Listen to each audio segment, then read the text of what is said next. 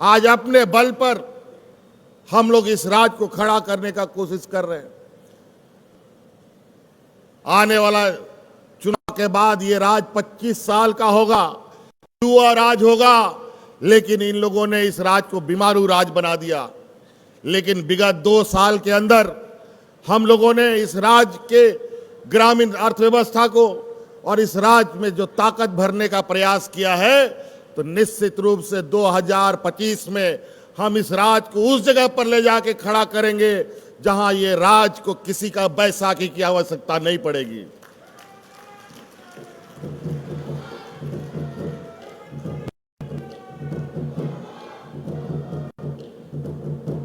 लेकिन हक अधिकार के लिए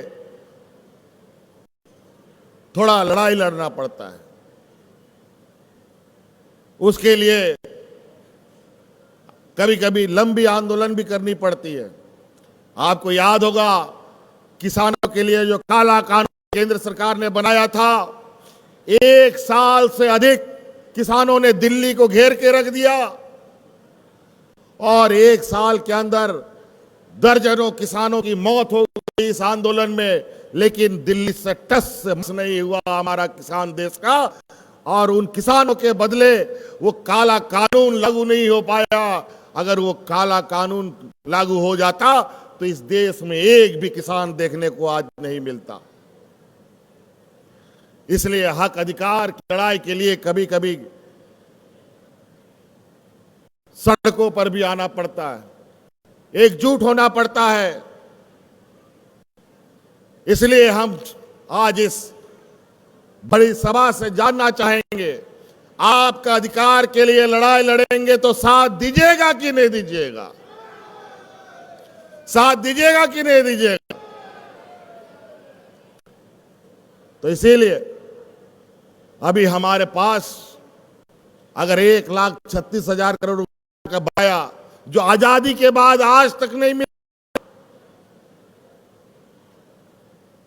और सब राज्यों को मिलता है, अगर वो 1,36,000 रुपया आज हमको मिल जाता तो इस रात के 7 पीढ़ी को हम लोग बैठा के खाना खिलाते। लेकिन ये लोग कहां से? ये देने वाले लोग नहीं हैं, ये लेने वाले लोग हैं।